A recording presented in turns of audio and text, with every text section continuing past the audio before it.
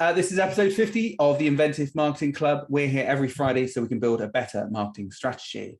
Hello, Claire. How are you doing? I'm good, thanks, Ben. How are you? Oh, pretty good. You know what? I mean, the weather is getting nice. Finally, it's been a little bit cold for quite some time, and the sun is just starting to creep out. So I'm getting very happy. It makes me happy when the sun comes out. What have we got lined up for this month of the club? I know there's quite a few things we're booked in now. Yes, so next week we have Tim Nash joining us to do a WordPress security deep dive, and that'll be on our very own website. So everybody will be getting tips and tricks and advice on what to do with their own by that demonstration. And then on the 20th of May, we're starting our FAQ grab bag series. So sort of bi-monthly, we'll be deep answering those questions. Looking forward to that, actually. Yeah, I've started compiling some questions to start us off, but if anybody's got any questions they'd like us to answer or throw us a few curveballs, come and join, or share them beforehand so that we can get prepared. And then on the 27th of May, we have Claire Womesley-Moss joining us for a greener approach to business marketing, which I'm very excited about, actually. Yeah, it should be good. I like Claire. She should be come across very well, actually. Great. Well, I'm not sure how long this one's going to last because this is completely new. It's a WordPress health check, and it's going to be my checklist that I use when I look through WordPress sites primarily to make sure they're fast, secure, and ready for action. So you have to bear with me on time on this. We'll see how it goes. Let's get on with the sharing. So the first thing to do really when we're looking at why we want to do this is why it's crucial really to make sure our website is healthy it's because if you have a hack, and that's the main reason to keep everything up to date. If you have a hack on the website, particularly a WordPress website, then it can often it's going to really take a long time to recover from that particular hack. So it's worth making sure you've put everything in place to protect yourself from getting hacked in the first place. Because last time we've worked on a few hacked sites for customers, and it can take between a day to 3 days to truly fix it, depending on how big the site is. It's very complicated. It's very time consuming. And really, if we can protect that from happening in the first place, that's the best thing really for us to do. The other thing is, depending on the hack, and there can be multiple hacks, we often found that when a website gets hacked, you can get multiple vulnerabilities can be abused at the same time. So there's different things that people will do, from using your website as a bot network. So they use that to then attack other sites, using it to create lots of fake pages for porn sites, or promoting porn sites, or various drug sites. You probably get those sort of emails in your spam, and a lot of that actually you can't see. So your website can be completely functional and working in the background, but you have this issue going on where your website's effectively spamming and putting out these bad links. So that's not good. And then obviously if that sort of other hacks come into place where your website's starting to look like it's actually hacked and things are messed up, or maybe people are clicking on links and they're going to bad sites, that can really start to damage your reputation. And then also you've got data loss. So most of the time when sites have a vulnerability like this and they become hacked, it's often by automatic bots. It's in scripts. People aren't usually targeting your site in particular. So they're not generally looking for your data. What they're looking to do is use the reputation that your site already has. However, it's worthwhile thinking that if your site gets hacked, you've got the potential for data loss if you're unable to recover and put your site back, but also privacy issues. If you've got a WooCommerce site or some kind of shopping site and you've got private data on there, or you have contact forms and that data is collected and stored on the website, you've got potential that data is moving off your server and into areas you can't control. It may even be stolen and put online. So it is really important, crucial really, to keep your site in a healthy condition, just to prevent it being hacked. It's also really useful because you can make sure your site is running fast, it's going to perform well, and it's going to be up. It's going to have a high uptime, so people aren't going to get to your site and find it buggy or slow. So it is really important just to make sure your site is up to date. So what I'm going to do is walk through some elements of a checklist I use. So the first one is a site has to have some kind of active backup. Weekly at the very least, I would say. If it's a fairly simple site that isn't updated very often, weekly is going to be fine, no problem at all. But for most sites that have an active blog, or they've got some kind of shopping system as part of it, really having a daily, some kind of daily backup is absolutely recommended, and maybe even hourly. You know, if you're generating lots of data, there's no reason why you couldn't take an hourly backup. There are lots of different ways to do this. I'm going to explain a few different ways that you can actually back up your website. Some are plugins, some are external services. So let's have a look at some of those. The first one is Updraft. Now, this, you can get a free plugin from WordPress through the WordPress repository. So if you're in your WordPress site and you go to plugins, you can go to add new, and then you can search for Updraft. And it's in WordPress repository, which is one of the best places to get your plugins from. In fact, it's the safest place because a lot of those are have been checked by WordPress, or at least scanned by WordPress. What Updraft gives you in the free version of the plugin is a manual backup.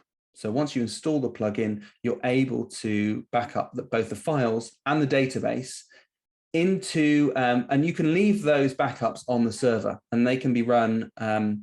You can have as many backups as you like on there, but they'll stay on the server, which is great. So if you need to recover from an issue, maybe you accidentally deleted some products on the site, then you're able to go in and maybe restore that data back, just restoring the database. You don't have to restore the whole site.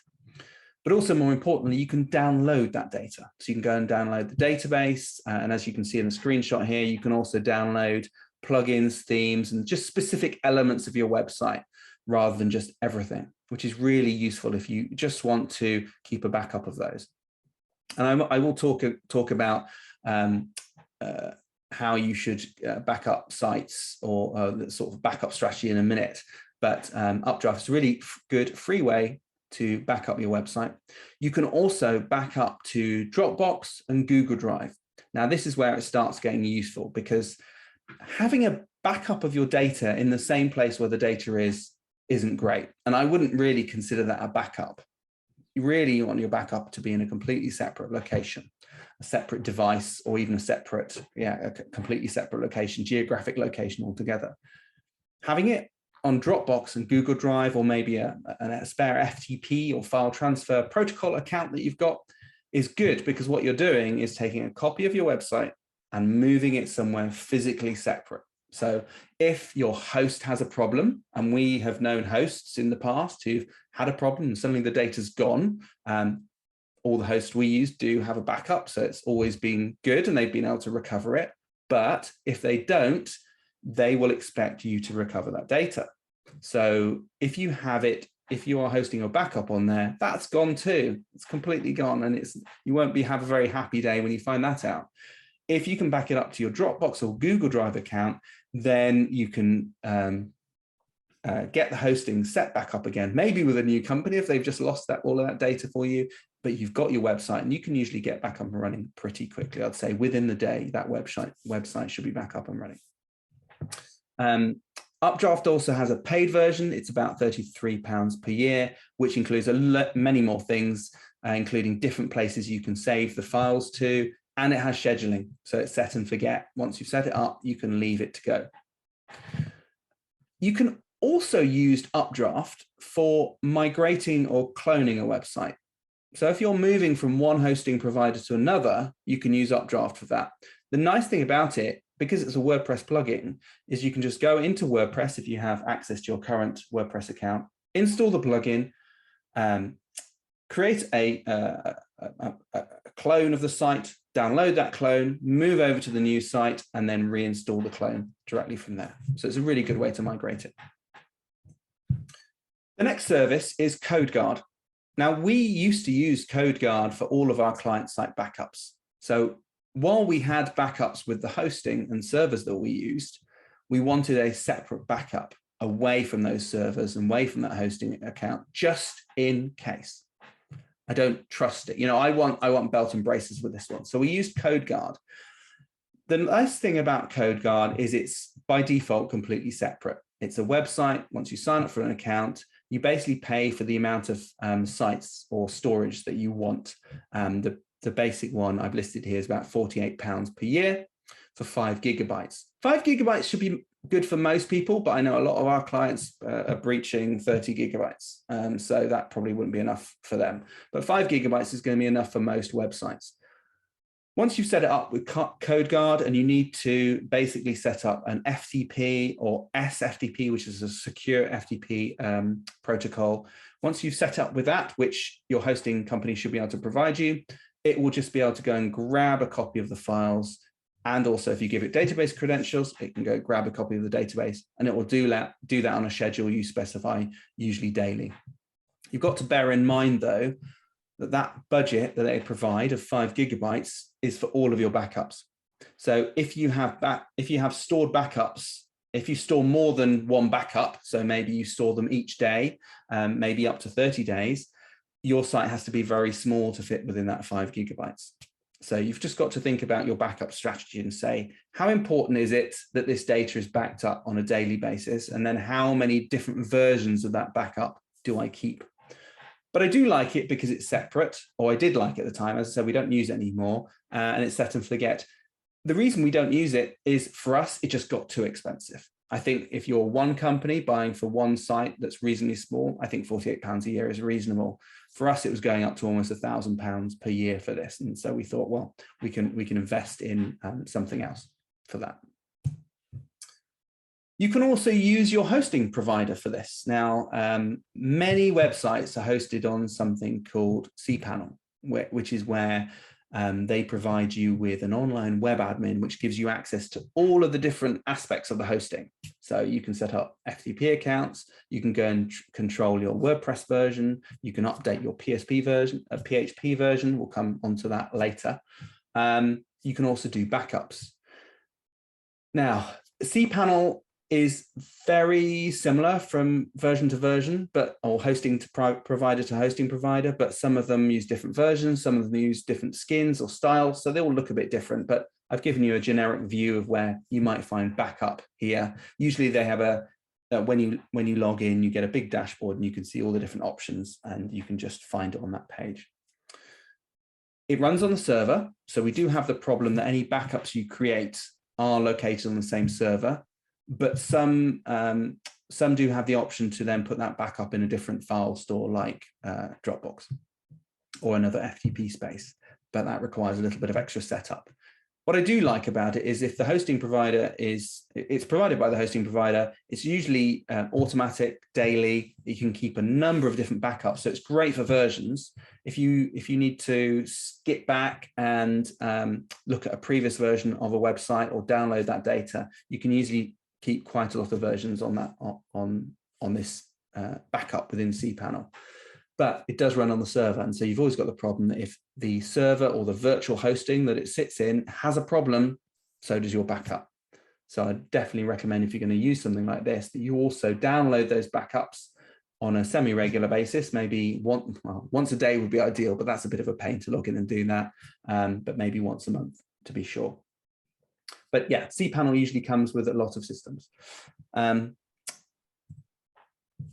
can also use, now this is not a backup system, but it's actually quite useful. So this is a tool called SiteSucker. It's only for Mac. I haven't noticed if there are any PC versions, but there might be. But as I use Mac, and many of our clients do, I haven't had the need to do that yet. But what SiteSucker does is not take a backup of your site per se. It takes a snapshot of your site that is stored as a HTML file or a series of HTML files. And that is really useful. We tend to use SiteSucker whenever we're migrating from one site to another. So if we've created a new website for a client, we will often SiteSucker the old site so they can keep a full copy of that. And it's been incredibly useful. If for some reason the client hasn't provided some core content for one of the pages, or we just need to go back and say, well, how did we do that on the previous site? Having SiteSucker can be a lifesaver because it gives you this entire copy of your original site as a that you can just drag and drop the main index file into a web browser and click around as if it's live, but it runs locally on your computer. No need for any internet connection. And it's great because you can go back to previous pages and you've got all of the images, all of the code, all of the text on screen. So you can compare and maybe find that bit of missing information that you needed. It's also quite a nice reference if you're to do every now and then, because then you can see the development of your website, which is always useful to see. And we've done it with a few of our different versions of the websites. It's always fun to go back and have a look and see how the styles have changed over a period of time. But it's definitely worth using, even if you have no need for it. It's great because it takes a full backup as if it exactly looks like from the web. Sorry, it takes a full backup in HTML as it comes from the web server. So it's really useful. The app is completely free. It is only Mac only, but it doesn't back up the files. So it's a last resort backup. It's very simple and easy, and you can store it on your computer, but it's a last resort backup. You don't have all of the files in place to actually create a full copy of the site. I will say though, we did have a client who came to us and was concerned about someone else having access to their site. They didn't have access to their site. The person who set up their site did, but wouldn't give them access to the site. We took a SiteSucker copy just in case something went wrong. A couple of days later, it did. Their site went down. They were taken offline and they weren't given access to their files. We, at the very least, had a SiteSucker copy, so we get that site back up and running, at least in HTML, very quickly, which saved their bacon at the time. So it is a very useful tool. So there's a few useful plugins or external websites that are useful for backup. Any one of them would work. Personally, it's whatever works for you and your budget. The way, I'll come on to how we do it in a minute because it's slightly different, and it's different for us because we're dealing with so many different clients that the scale changes. But essentially, what you're trying to create with your backup strategy is this 3-2-1 approach. You have 3 copies of your data. You have 2 on other storage types and 1 original. So the original one is your website. It's your web server, it's the live version. That's the first one. And then you have 2 on other storage types. So ideally you want to have something that may be local on your computer and a remote version, or maybe your web developer has a copy, plus you have a copy hosted in the cloud. It doesn't really matter as long as you've got 3. If you lose the original, your hosting goes down, you've got another one. And while you're working on that, you've also got this other backup, because chances are that when something goes wrong, it goes wrong in a big way. So you might lose your hosting and you might lose access to a cloud hosting, a cloud provider like Dropbox or Google Drive. So it's always useful to have another system for that. Don't rely just on your hosting or on just one backup. So what we do is we have on our servers, they're backed up daily. So you've got the original plus a backup on there. We also take a copy of that using SFTP, or actually using a command line application called rsync. Now, what that allows us to do is on a daily basis, I can take a copy of all of our key client sites where they're paying for support down to my computer. So I have a local copy on my computer, which are taken securely, and it's encrypted. So if anyone takes my computer, they're not getting any of that data.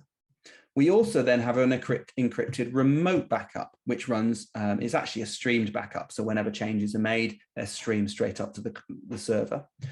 And that is encrypted. So again, if anyone tries to get hold of that storage online, they can't do anything with it because they need our key to unencrypt it. So we've actually got 4 backups in place, realistically. The reason I take a local backup is because if disaster strikes, I need access to that data instantly. And as I said, some of our client sites can be 30 gig, and you really don't want to be waiting hours to download that information before you can re-upload it. I want that data instantly so we can access it immediately. But again, it's important to have everything encrypted. So if for the backups get into the wrong hands, people can't do anything with that data. So I'd recommend whatever you have in place, wherever you're hosting your website, get some backup in place that is stored off your hosting server. That's the most important thing. Okay, let's move on to number 2. This is all about making sure the WordPress core, which is the core files within WordPress, the theme and the plugin are updated. So this is something I check. There's 2 things. There's really site health, which is a quick overview, and then the main WordPress update section. So let's have a look at site health first, because this is it's actually a relatively new feature within WordPress, and it gives us an overview really of any issues that might be that might need attention within WordPress. So I go into WordPress. It's in Tools, in Site Health, and it gives you this little dashboard, for want of a better word, really telling you whether everything's okay. If it's not, it's going to give you some ideas. And in this case, we've got a couple of critical issues. It's saying we actually have some plugins that are waiting to be updated. So that's something we need to take attention of. You've also got any other recommendations. So it's saying actually there are some modules that are missing, and that's going to be modules missing from the web server. So that's not anything we can do about in WordPress, but we might need to approach the hosting company and say, hey, can we get these modules installed, please? Some of it may go above your head, but the information there, you might be able to copy and paste to the web provider, and they'll be able to help you with that, or at least tell you why they're not installed. So this is a really good place to start. Highlights any sort of core issues that you need to look into. It's also going to let you know if you're not running the latest WordPress version. The latest WordPress version is 8 point something, I can't remember, but the latest supported security version is 7.4. And I think the security versions only last for another 6 months. And what that means is at the end of 6 months, the people who make PHP, which is the sort of foundational script which WordPress runs on, are going to stop providing security updates for that particular version, and they're going to expect everyone to have moved to the later versions, which is the next one up from that is 8. So the reason I'm telling you that is if you're looking to find out what PHP version you're running on, make sure it's on 7.4 now. But if we're 6 months in the future, if you're looking at 2023 and beyond, you're going to be looking at version 8 or above. And the reason that's important, the reason I sort of pull it out is if the underlying script which WordPress runs on isn't the latest version, it doesn't have all of the latest patches and security vulnerabilities covered over and protected, it doesn't matter what you do in WordPress. That if the PHP underlying it is not to the latest version, then you're going to struggle and it's going to more likely to get hacked. If you run at the latest version, you'll have all of those patches in place. It'll be protected, and it also runs faster because they make it more efficient as they go on. So if you're running any PHP version lower than 7.4, do make sure you upgrade.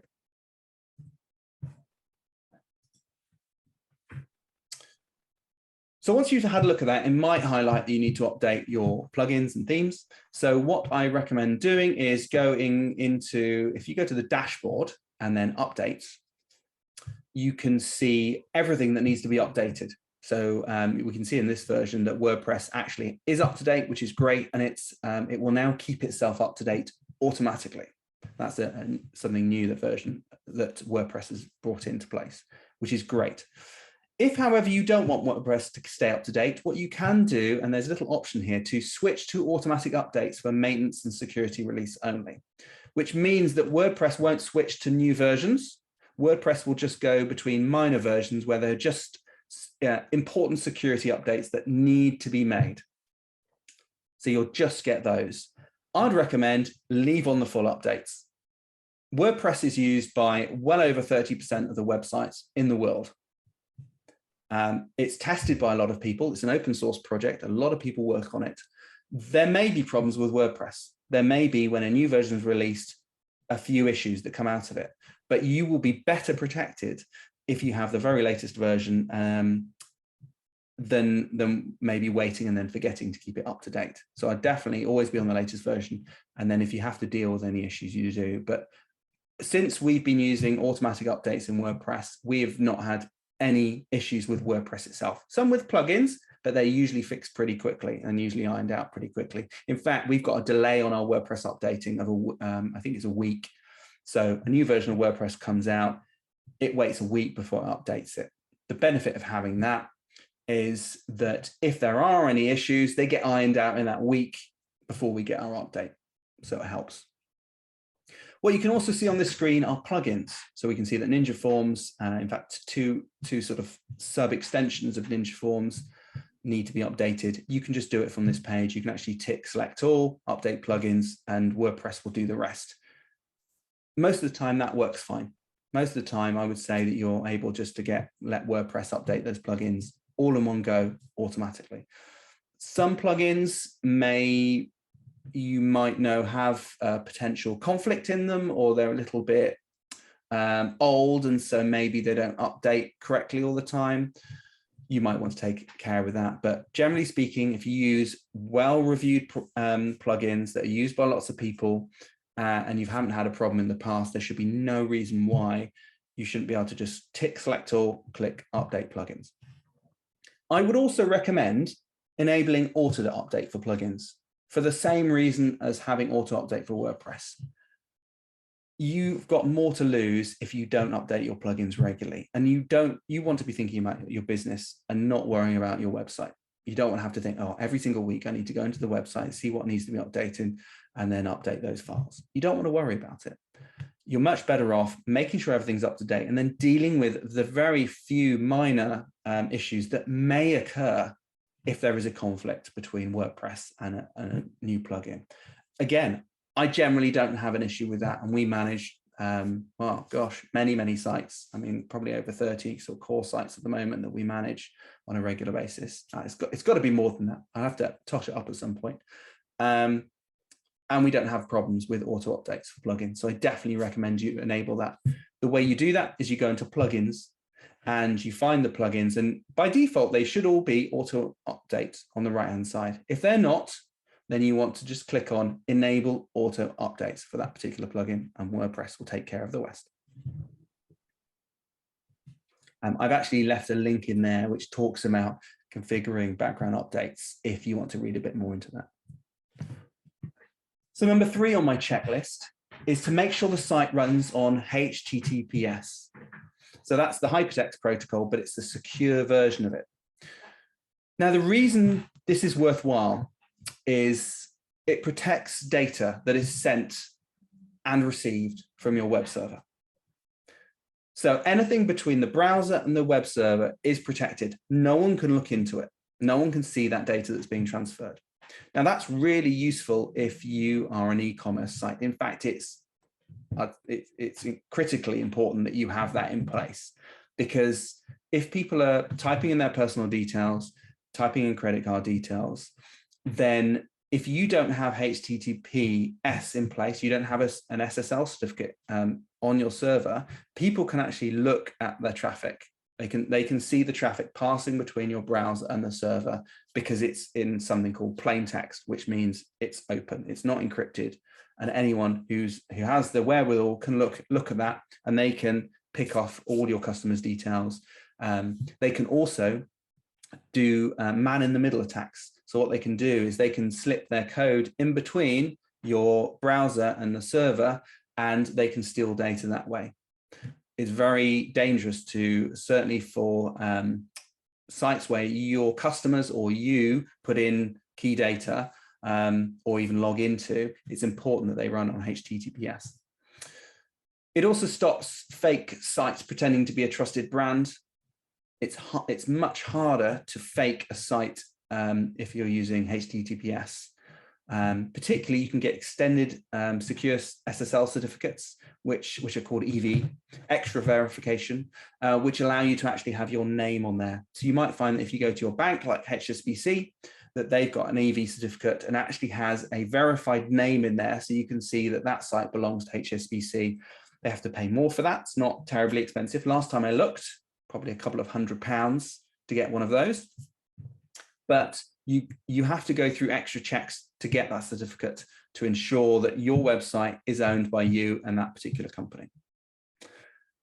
The other reason that you want to get HTTPS, even if you've got a very simple blog site and no one's doing any commerce on it whatsoever, is that most browsers now, particularly Chrome, will show not secure in red, just like in the graphic that's shown here. You don't want that to be anywhere near your site. You don't want your site to not look secure.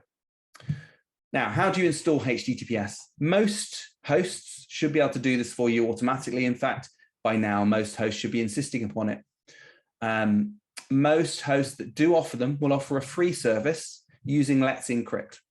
Now, Let's Encrypt offers free SSL certificates that are absolutely, that they're used by very big sites. It's very common for this free service now. And what they do is they can provide you with a free SSL certificate tied to your website domain that is renewed every 3 months. And the reason it's renewed every 3 months is if there's any issues, they can revoke it and stop your website from like if it's got a particular issue where it's been taken over, it's been hijacked for some reason, and the certificate isn't being renewed, that site will stop working, and it's easier to protect people. So yeah, many hosts will provide Let's Encrypt certificates completely for free. They'll also allow you to install your own ones where you can pay for them, including these EV SSL certificates. It's generally not too much of an issue with HTTP, but it really does depend on your hosting provider and how easy that is. But to be honest, they should be able to do it for you over support, or your web developer will be able to do this. But all websites must be on HTTPS. The final thing I'll add, and it's not on here, is that if you want to have your site highly optimized for search, then Google is going to compare your site to others. And if you're not HTTPS and your competitors are, they are going to come above you in search. The next check is no unnecessary plugins. So the key thing here is to go into the plugins section of WordPress, deactivate and delete any unnecessary plugins. What is an unnecessary plugin? Well, that's the tricky thing. Often when we take over someone's website, or we're helping support them or providing some SEO opportunities, we will often get access to the website, so we get a good look into it. And depending on who the developer is, we often find a mixed bag of different plugins. Often I find that many are not used anymore. Maybe the site's being developed over a period of time and the plugins that were used to begin with are not used anymore. Or some plugins that were used during development, but then they decided not to use those features. The plugins aren't used, but they're still active. And you want to deactivate those plugins to basically remove any additional vulnerabilities, because the more plugins we have, the more potential we have for what they call attack surface area for scripts and bots to look at. So it's removing vulnerabilities. It can also speed up the site because you've got less code in the site, particularly code which is on the front end of the website where the public are going to be. So it's important to make sure you audit the site and have a look through each of those plugins, or ask your web developer to do so, and say, which of these plugins do we need? What actions are they performing? Do we need it now? I suggest you can test by deactivating it and seeing if your website loses functionality. And then if after a couple of weeks, maybe a month, if everything's working fine, then you can delete it. Now, that's a very cavalier way to do it. So what we tend to do if we're working with a client is we will take a copy of that site on a staging server. So it'll basically copy everything onto a separate space where we can safely deactivate the various different plugins and see if any errors come up, see if anything's missing, and then delete them when necessary. But it's very important that you go through and remove anything that isn't there. So here's an example of where you might do that in plugins. And we can see that Query Monitor is actually been deactivated because we might have been using it during development to see, because Query Monitor highlights errors on the site, making it easy to see if there's any problems. But once it's live, we probably don't need that. So I could delete that. Okay, No unnecessary users. This is also really important as well. And something I find that, like with plugins, over time, you get lots of admins who come and go, but their users aren't removed from the user list. So you want to go into users and then the administrator tab. That's the important bit to go to, because administrators have full access to everything on WordPress. And you really only want key people to have that. So remove people who no longer need access. And you can do that by ticking a box and then going up to delete them. And when you do, one thing to be sure of or make sure of is if that user has created some posts on your site, that you make sure you reassign that post content to other people. If you don't do that, and WordPress will prompt you to do it, if you don't do that, I have seen people in the past, when they've deleted users, all of that content for that user is deleted as well. So you've got to be really careful. And actually, something I didn't say at the beginning, which you absolutely need to do, is before you do any of these changes and tweaks, back up your site, have some copy in place. So the first thing to do, remove users who definitely don't need access. And when you do, make sure if they have any content assigned to them, you assign it to someone else. It's a very easy process to do, and WordPress prompts you to do it. If you're not sure whether you can remove them, just set their role to none. So they have, in WordPress, you have different roles. You've got subscriber, and they're people who can just log into the site and make comments. And then you have contributors who can create new blog posts. You have editors who are able to edit contributors' blog posts, but also create their own and edit other pages on the site. And then you have administrators, and administrators can do everything. So there's different levels. If you're not sure whether someone needs a level anymore, you don't know if you want to delete them, but you want to leave them on a site, just go in and set the role to none, because then they cannot log in. And that's quite a safe way of actually preventing them from logging in. The other thing that's worth doing is deleting admin user ID 1. If you've got a user which is username admin and it's number 1, that is a big vulnerability, because a lot of bots are going to know, and they're going to check that first. And if they know what the admin name is and it's user ID 1, they can just start brute forcing the website by just trying different passwords, because they already know what the admin account is. And the admin account is likely to have an administrator access. So it's worth deleting that account if you can. You can always create yourself a new account with your own name, or sometimes a random password, a random series of characters can work. But it's definitely worth deleting.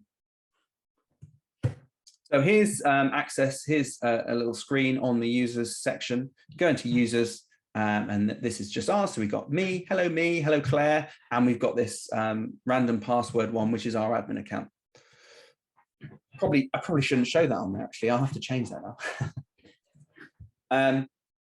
The next section within this really is to use strong passwords. So it's quite difficult to check this. Some of the tools I'm going to mention a little bit later do have some checks for strong passwords, but basically try to make sure, at the very least, the admin accounts have passwords that are not easily cracked. So we don't want, like in the little joke post-it note at the top, the password to be password 1. That's a rubbish password, and it's going to be one of the first in a sort of default list of passwords that will be checked. I'm sure people still have it though. You also don't want to use very simple words, just one word, simple words like different types of car or dog or things like that.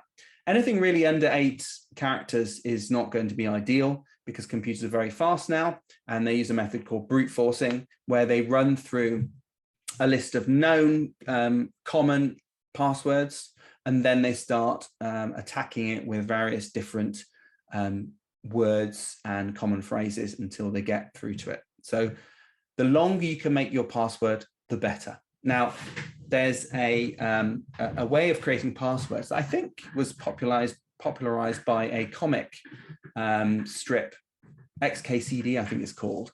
And what it suggests is to use, rather than a random series of characters, use a passphrase. So pick 4 random words that you can remember. And their illustration was to pick 4 words of correct, horse, battery, staple. Now, Each of those are quite easy to remember, and you can almost draw yourself a little picture in your mind of correct horse battery staple to remember them. But what it means that when you have a password like that, it's very long. You could add numbers to it if you wanted to, but length is the most important thing here. A lot of people think, oh, I've got to add some kind of symbol like an exclamation mark or a pound sign at the end of it, or some numbers or capitalization. And yes, passwords can have all of that, but length is what's difficult. Every single character is going to add on additional time that it's going to take for a computer to crack it. So using something like a passphrase with these 4 random words is really good. And I've got a little example password generator here called correcthorsebatterystaple.net. If you go there, it's going to give you a random password of 4 words. But to be honest, you don't need to do that. You can think of maybe things that you like in your life and just put them into sequence. Try not to do things that are around where your workstation is. So don't just necessarily look around your office and pick things, because if someone was hacking into your computer, they might do that too. I'd also, and I'll briefly recommend this, when you do have passwords, try to store them securely. Don't write them on Post-it notes. In some ways, writing them on a Post-it note on your desk is definitely more secure than having a weak password online. So, but I wouldn't recommend doing it. We use a service called LastPass. We actually use the free version, and it works really well. And what's great about LastPass is you have a password system which you can share between other people. You can actually have it on an iPhone app, you can have it in a web app, you can have it on your computer as an app, and it allows you to store all your passwords in an encrypted fashion. And the encryption is done in such a way that even LastPass don't have access to it. So everything is encrypted with your master passphrase, and I use that 4 random word technique to create the master passphrase, and then all client passwords are stored within that. So it's nearly impossible to hack. I mean, you'd need, I think it's probably millions of years to, given the length of mine, to actually hack that with current technology. Anyway, I definitely recommend checking out LastPass for storing all your passwords. It can even be used personally. You can store it with, you can share it with people in your family. Make sure no malware or hacks are present. So we don't want to be doing any work on the site if there's already a problem. So we do want to check through and make sure there's no issues so far. And to do that, I use a quick check called Securi. So Securi actually is a service that provides much more than just this check, but they do provide a free site check. And what this does is gives you an external security test. They will look at your site for signs of malware. They will also check blacklists. So Google and various other companies maintain a list of websites that have been hacked or look like they've got a problem. And so I ran the site through the other day just to make sure everything was okay. I know it was fine, but I ran it through, and what you can see is it's all passing fine. It says, the reason it says low security risk is because they would like you to install their firewall, and that would make it a more minimal security risk.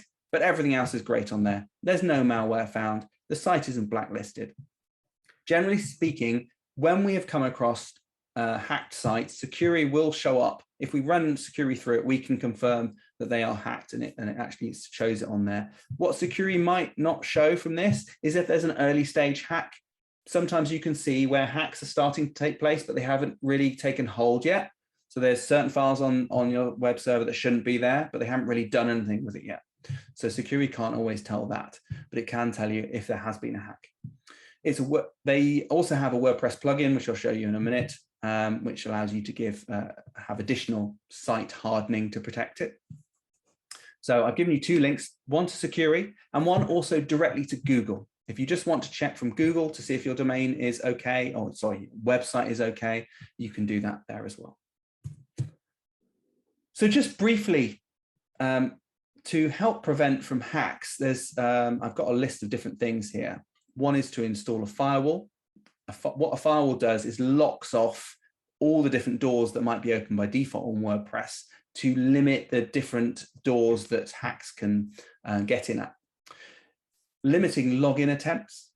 I mean, brute force login attacks are quite common, where a script will just try different passwords and username combinations. I don't know if you've heard about a website called I've Been Owned or I've Been Pwned. And basically what that does is it will get together all hacked username password combinations, and it can tell you if your email has been found in one of those combinations. Well, what hackers will do is they will use those same lists to hack other sites, because they might think, oh, if that password is used in one site, it's probably going to be used on another. So they'll start by doing that. If you limit login attempts to just say 3 or 5, if they get 5 wrong attempts, then it's going to just shut off access for 20 minutes. By doing that, it makes the time taken to actually brute force, it's going to be impossible to do that. Because after those 5 attempts, they get locked out for 20 minutes. And then after 20 minutes, yes, they can try again. But for them to actually go through all of their full list is going to take them years, if not thousands of years, just to do that. So it really does help to limit login attempts. Other things to do, make sure your database username and passwords are just random. They don't need to mean anything, just use random characters. I often use a password generator to do this. Disable directory browsing. That should be done by default with a lot of WordPress installations or hosting anyway, but it's worth checking. You can change the WordPress database prefix. So rather than it just being the standard database names, you can put in unique characters in there. And other things like WordPress hash, which is hash is a particular code that will help WordPress encrypt your usernames and passwords. You can actually update and change that. The benefit of changing that WordPress hash is that anyone who's logged in gets kicked out immediately. So if you have got a vulnerable site where you believe someone might be in that shouldn't be in, changing the WordPress hash or updating it will kick them out. If you go to, I've given a website here, wpbeginner.com/WordPress-security, that gives you an idea of how you can work through all of those manually yourself. However, I'm going to show you a few plugins that do it for you. First one is WordFence. Very good plugin, actually. We use this for quite some time. This gives you a built-in firewall, gives you brute force protection, so to prevent people continually pounding your website until they gain access. So it allows you to do things like locking people out for a certain period of time. It's got IP blocking. So if you have, if people are hacking your site and don't get access after a period of time, it actually blocks their IP, and you can do that permanently. So if you can block whole IP ranges or whole countries. So if there's a lot of hacking coming from Russia, and there often is, you can block Russian IP ranges. It even has a malware scanner, so it will actually actively scan your files to make sure there's no problems. It can also implement 2-factor authentication. So you can use an app on your phone. When you're logging in, it'll request a code that you can put in at the time of logging in, just like you might do if you're making a transaction with your bank. And that really protects things. So that's WordFence, and I recommend getting it from the WordPress plugin repository. So I've given you the link to that. Next one is Securi. This is the plugin I was talking about. So this isn't just the external scanner. This is a plugin you can put on your website. It's a malware scanner, so it's going to scan your files and alert you if there's a problem. In fact, that's one of the reasons I like Securi. It gives you a lot of notifications. It can say when people log in, log out, when plugins and themes are updated, if it finds any malicious files or any files that have changed and it doesn't know why they've changed. It can be a little bit heavy on the notifications, but if you like that, you can customize it. They've also got a lot of security hardening ideas and tips and things that you can do in there, things that it can automatically do. So I think Securi is a nice plugin to install. They also have a paid firewall, depending premium plan. What it costs depends on what you want. I think it's quite expensive, but you may feel it's worthwhile. Again, I've given you the link to the free version there. And then iThemeSecurity. So what iThemeSecurity does, what I like about it is it does a bit of everything that I've spoken about before, but there are tons and tons of security tweaks. It's got loads of different tweaks and changes you can make to your website. So it's a really useful plugin. It's a bit complicated, so I wouldn't recommend this to most people, but for someone who likes tweaking about with the site and you really want to, you're managing your own hosting, or the hosting provider doesn't have much security, then I would definitely install IMC50. Again, I've given you the link to the WordPress version. Something I will just mention before we move on to this section is, if at all possible, get a hosting provider that can manage a lot of this for you. Look for dedicated WordPress hosting, because they're going to put in place many of the things I've mentioned here. And if not, it's worth maybe taking this list and asking them, do you do this? Do you do that? Are you backing up? Are you protecting it? Are you updating my plugins? Do you protect against this, that, and the other? Because if they do, that actually takes a huge load off your mind, because you don't want to be worried about the security of your website. And the last thing, the site must load in less than 2 seconds, ideally less than 1 second. So the way I check this is with Pingdom. So I'll show you that in a minute. A couple of recommendations usually that I come up with is, you need to compress your images, implement page caching if you can, and use a CDN. So let's go through those in detail. The Pingdom speed test is a free test. If you just search for Pingdom speed test, it will be the first result. And what I like about it is a very simple, very visual way of understanding what's going on your site. So this is actually a test I ran yesterday, and I was pleased to notice that our website was loading in 390 milliseconds. So that's less than half a second. I was very happy with that. That is the most important thing to me. That is the metric I'm going on. We've got a page size of 5.4 megabytes. There are some recommendations that maybe I can reduce that down. Potentially, we can increase the amount of compression we're using. But the key thing we could probably do something about, and maybe reduce the load time even further, is reduce the number of requests. If you can reduce the number of requests, then that will speed up the response time, and therefore will speed up it'll speed up the overall site. Now, a request is, well, let me put it this way. Every single time you load a website, it not only loads all of the code needed for the website to display it initially, the HTML, but then it also asks for the images, any style files, any JavaScript. In fact, anything else, maybe YouTube embeds, all of those are individual requests. So the more things you have on a page, the more requests you'll get. So you really want to reduce those down. A way of doing that is to use page caching, which can help compress and minify and reduce the amount of those.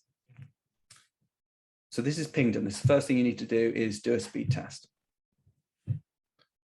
One of my recommendations is to reduce image size. 2 tools that I recommend. One is called Image Optim. I use this a lot. It's great. It's a free Mac tool. And once you've downloaded it, you can just drag and drop images on, and it will just start the compression automatically. It's fab. The other one here is Tiny PNG, and that allows you, it's a website that you can just drag and drop images onto.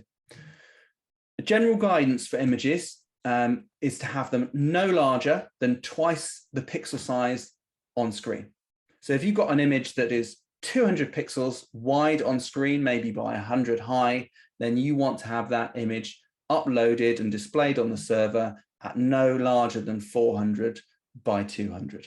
So it's twice the size of how it's seen on screen. So that makes sure we've reduced the actual physical size, pixel size of the images as much as possible.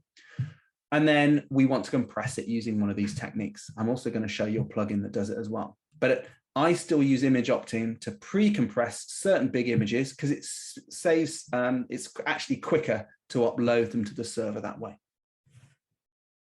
Both of those are free. So the first plugin that I use to compress images, which we have on most of our sites now, is Smush. We actually have the pro version, but you can get the free version as shown here, again, from the WordPress repository. The 2 key things I use it to do is compress images as they are uploaded. And the second is to lazy load them. So basically, if you have images that, if you want to speed up your site, compressing them helps, but also only loading images that are visible is important. And that's what lazy loading does. So that's Smush, and it's free. The next thing I'd use is Hummingbird. What Hummingbird does is it helps you enable page caching. So it will look at each of your website pages, and it will try to compress down the actual content of the page. It will also take lots of all the different files, so your font files, your JavaScript files, your CSS files. It will try and combine them. It will try and shrink them, and it will try and make them as small as possible so we can reduce the amount of requests, which will speed up the site. It will also give you advice on how to enable server caching. So that's where there's some actual software directly on your website server that speeds up the site too. So it gives you lots of tips and advice. It can break your site if you're not careful. It's got loads of things that you can tweak in Hummingbird, but it will break your site if you're not careful. So if you enable some of the advanced options, make sure you try and do it on a staging site first. Again, I've given you the WordPress repository version. And I think this is the last one, Cloudflare page caching. Cloudflare is a really useful global network of servers. And what it, if you can get your site running through Cloudflare, what it enables you to do is it will copy your site files onto various different geographical servers where it will try and get that content as close to the person who requests it as possible. So if you've got visitors in Europe, you want to make sure your content is hosted on European servers. If you have American audience, then you want to make sure it's on an American server, so it's close to them, it's faster for them.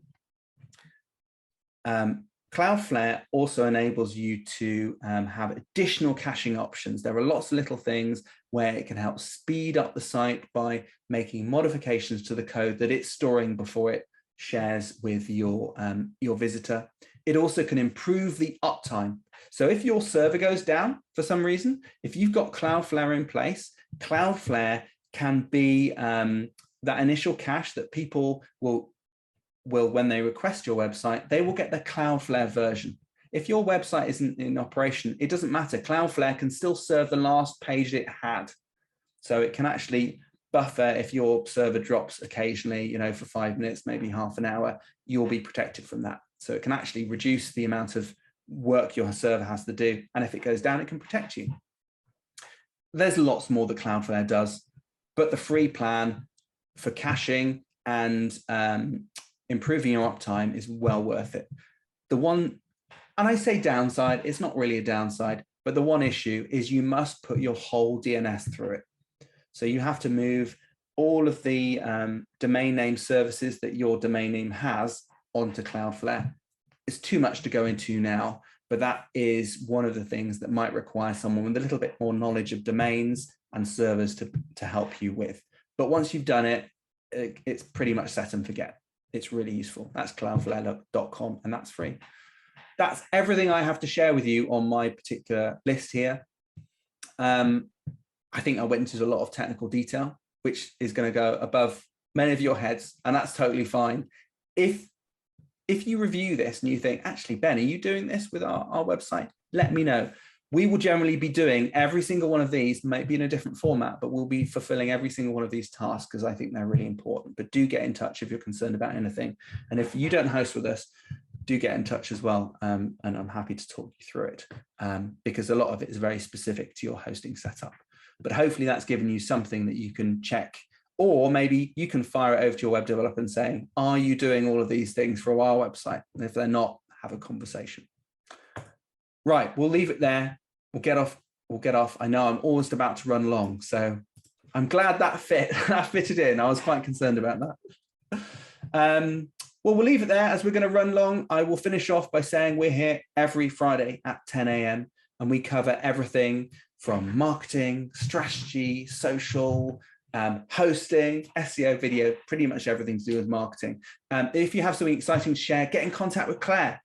Email support@ratherinventive.com. If you can't watch live, share your Zoom link with a friend. Just send it to them. It's not going to cost them anything. They can come on this completely for free.